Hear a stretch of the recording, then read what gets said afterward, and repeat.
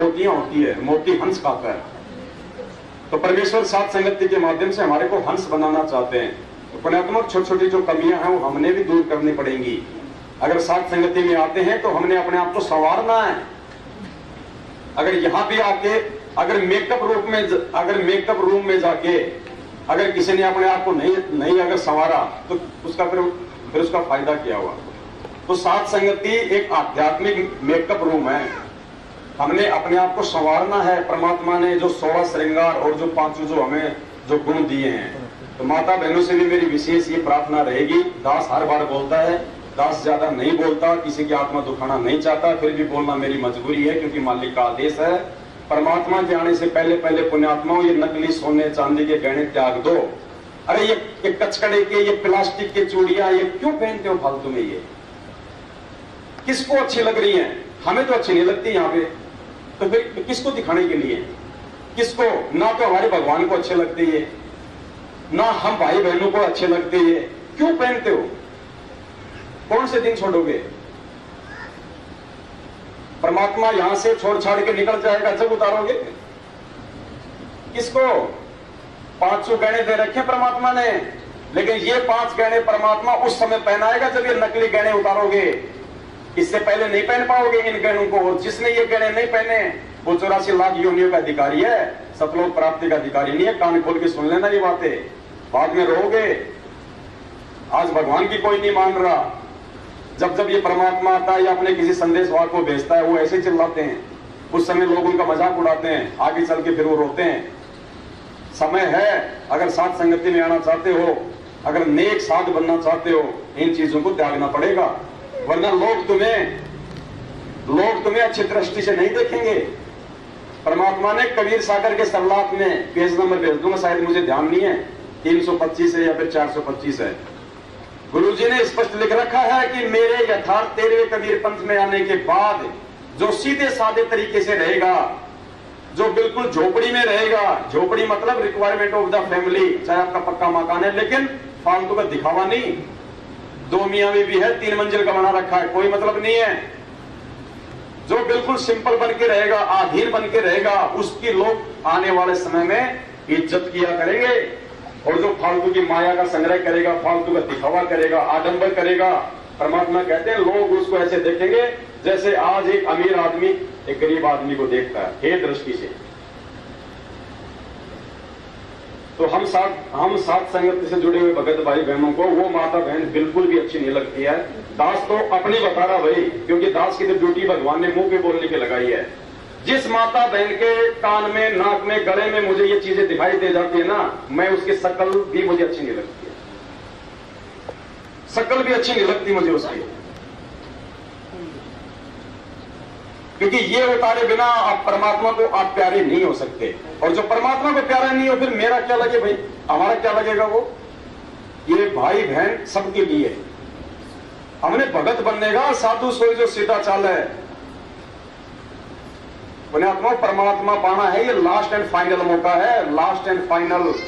परमात्मा कहते हैं युग युगांतरों के बाद ऐसा मौका मिलता है, इसीलिए भगवान कहते हैं यो श्रोता फिर नाही रे संतो, यो श्रोता फिर नाही।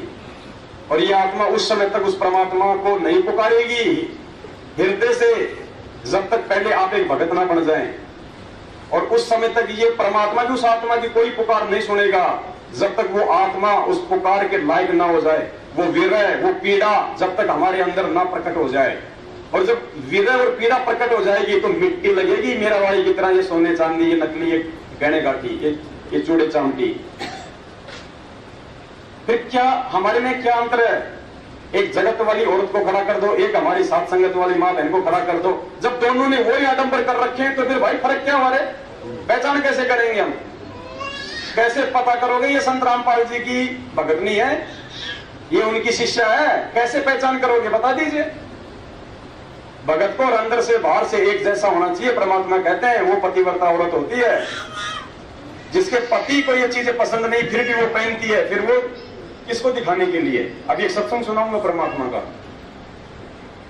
गुरुजी ने आत्मा को सीधी चोट ना लगे, थोड़ी सी बात को परमात्मा ने घुमा के बोल दिया कि पुण्यात्माओं, ये नेल पालिश, ये फालतू का दिखावा, आडंबर, ये हार श्रृंगार, गुरुजी कहते हैं पहले वो कोठों पे बैठने वाली वेश्या करती थी गैर पुरुषों को रिझाने के लिए। ये संकेत किया परमात्मा ने कि मेरी संगत में जुड़ने के बाद भी यदि कोई माँ बहन या भाई ऐसा काम करता है उसी श्रेणी में है। शब्द सैन सतगुरु की पहचान है, वो पाव है अटल सुहाग है। परमात्मा सीधी नहीं कहेगा। ऐसा नहीं कि हमें गुरुजी जिस दिन फार्मों पे लिख के देंगे उसी दिन हम मानेंगे कि हाँ गुरुजी आज आपने फार्म पे लिख दिया, आज हम ये चीज छोड़ रहे हैं। नहीं, परमात्मा कहते हैं कुछ नियम हमने फार्म पे लिख दिए, कुछ वैसे जब आप ये सत्संग सुनोगे, कथा सुनोगे तो आपकी समझ में आएंगे, कुछ कॉमन सेंस से भी। तो अभी तो भाई मोटे मोटे नियम समझ में नहीं आ रहे, ये सूक्ष्म नियम कहां से समझ में आएंगे? ये सूक्ष्म नियम समझाने के लिए परमात्मा ने साथ संगति रखी है। ये लास्ट एंड फाइनली मौका है। दूसरा सतलोक जाने का रास्ता साथ संगति के अलावा धरती पे नहीं है, भूल जाना इस बात को। गुरुजी सबको रिजेक्ट करके चले गए। जैसे परमात्मा ने सतलोक से हमारे को रिजेक्ट किया और यहां से निकाल दिया, फिर उस दयालु परमात्मा को हम पे थोड़ी आ गई मेहर आ गई, थोड़ी सी दया आ गई, फिर नीचे आके हमारे को संभाल लिया। 27 साल से ज्ञान दिया, कोई भी नालायक ढंग से नहीं उनको परमात्मा के रूप में उनको स्वीकार कर पाया।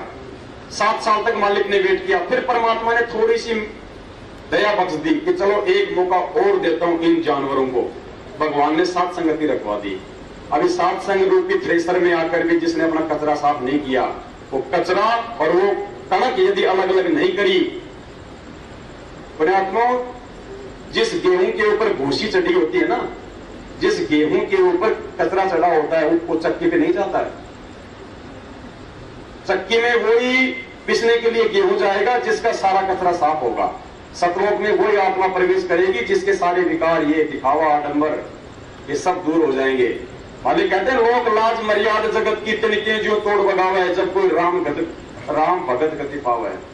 ये क्यों नहीं छोड़ पा रही माता बहने? इसलिए नहीं छोड़ पा रही, सासू क्या कहेगी, मेरी देवरानी क्या कहेगी, पीर जाऊंगी तो मेरी माँ क्या कहेगी, मेरी ननद क्या कहेगी, पड़ोस वाली क्या कहेगी, तुम्हारे कोई मर गया क्या है? अरे इतने भिखारी बन गए क्या? अरे ये तान्ने मीरा ने सही तो आज उसका नाम है। वो 650 साल पहले संघर्ष कर सकती है, आज वाली क्या नहीं कर सकती भाई? लेकिन बिना ज्ञान आधार के नहीं कर पाएंगे। जिसको सतलोक जाने की चाह होगी ना वो आत्मा करेगी। मरने के बाद ये साथ लेके जाओगे क्या? मुश्किल से 100 ग्राम मिट्टी बनेगी, 100 ग्राम राख, जिस चीज के ऊपर हम इतना वो कर रहे हैं। परमात्मा ने वो पुल्लोबाई की कथा सुनाई थी। एक राजा था, एक भगतनी का भगत बन गया, उसका नाम था पुल्लोबाई, राजस्थान की थी। तो गुरुजी ने कहा कि जब भी वो अपने रानियों के पास बैठता था तो उस पुल्लोबाई की बहुत ज्यादा प्रशंसा करता था। तो रानियों ने सोचा कैसी गरीब ऐसी है पुल्लो जो राजा रात दिन उसकी प्रशंसा करता है, हमसे भी ज्यादा सुंदर है क्या? जबकि राजा दूसरे भाव से उसकी प्रशंसा करता था, उसके ज्ञान के आधार से। तो एक दिन राजा ने उस पुल्लोबाई का सत्संग अपने महल में रखवा दिया। तो रानियों को बड़ी प्रशंसा हुई कि आज देखेंगे उस पुल्लो को कैसी क्या है, हमसे भी ज्यादा सुंदर है क्या? तो रानियों ने गहना गाठी पहन के बिल्कुल लाल पीली हो रखी मेकअप करके। अब वो पुल्लो बेचारी मेरी जैसी आई ऐसे सिर पे मार के मंडा सा और बैठ के सत्संग करने लगी। तो रानियां हंसने लग गई, बोली ये है क्या वो पुल्लो? हमने देखा पता नहीं कैसी का पुल्लो जिसकी हमारा पति इतनी बड़ाई करता था। तो पुल्लो भाई समझ गई, सत्संग करते करते बीच में फिर उसने वही जिक्र ले दिया। अब परमात्मा सुना रहे थे हमें ये सत्संग, गुरुजी क्यों सुना रहे हैं? मनोरंजन के लिए नहीं, संगत में बैठी हुई माता बहनों को समझाने के लिए। जब वो रानियां हंसने लगी उसके ऊपर तो वो समझ गई कि ये क्यों हंस रही है और क्यों आज ये कहने में लाल पीली हो रही है। तो पुल्लो भाई ने कहा था, जो परमेश्वर ने सत्संग में सुनाया, उसने कहा कि गहना बाटा तन की शोभा यो तन काचो बांधो, और बिना भजन के कुतिया बनोगी, वरना राम भजोना रांडो। ये शब्द, ये वाणी, ये रांड शब्द, ये कुतिया शब्द, ये माता बहने जो संत रामपाल जी भगवान की शिष्य है वो अपने ऊपर फिट कर लें। वो गुरुजी ने टाइम पास के लिए नहीं सुनाई थी वो कथाएं हमारे को, वो गुरुजी का प्रत्येक वचन हमारे ऊपर लागू करने के लिए सुनाई परमात्मा ने। गुरुजी कहते हैं तुम नित्य नियम करते हो, ये ट्रेन की तरह खींचने का नहीं है, प्रत्येक वाणी पे विचार करने का है। और जब तक विचार नहीं करोगे, उन वाणियों पे नहीं चलोगे, कोई फायदा नहीं तुम्हारा नित्य नियम करने का। पुण्यात्मा, हमने परमात्मा को रिझाना है और परमात्मा को शरीर नहीं रिझाएगा। परमात्मा हमारा लंबा चौड़ा कद काठी, गोरा चिट्टा शरीर, गहने गाठी, 5-5 हजार के जूते, इनसे नहीं रिझेगा। परमात्मा देखता मेरी आत्मा सतलोक जाने के लिए कितनी तैयार हुई है, उसके अंदर कितनी आधीनी, कितना प्रेम और कितना मान बढ़ाई से वो दूर हुई है। हमने परमात्मा रिझाना है, तब ये परमात्मा वो सतलोक की चाबी हमारे हाथ में थमाएगा। पुण्यात्माओं, विचार करना पड़ेगा हमने इन बातों पे। हमने भगवान को खुश करना है, किसी दो कोड़ी के जीव को हमने खुश नहीं करना। और परमात्मा को यदि हमने खुश करना है तो हमने परमात्मा के वचन पे चलना पड़ेगा, तब वो परमात्मा हमसे रिझेगा, तब वो परमेश्वर हमें सतलोक की चाबी देगा। वरना दूसरा धरती पे कोई तरीका नहीं है।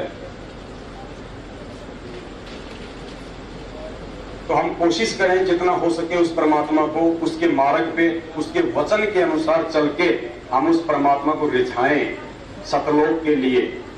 परमात्मा हमारे लिए बाहर आए, हमें आगे की जो है भक्ति को दान देने के लिए। पुण्यात्मा, हमने प्रयास करना है। अब हम परमेश्वर की एक महिमा गाएंगे सभी भाई बहन मिलके साथ साथ में। सात साहेब बंदी छोड़ सदगुरु रामपाल जी भगवान की, साहेब कबीर आज आत्मा तो है पुकारती, तेरे हाथ में चाबी हो सतगुरु, साहेब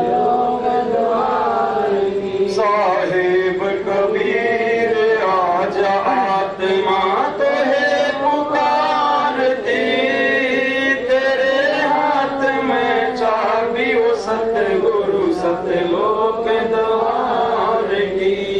पुण्यात्मा, जब हम ये शब्द गाएं, क्योंकि हमें परमात्मा ने एक सत्संग में कहा था कि बच्चों ये शब्द वैसे कोई मजाक में गाने के नहीं है। और गुरुजी ने कहा कि मैं कोई मजाक में नहीं गा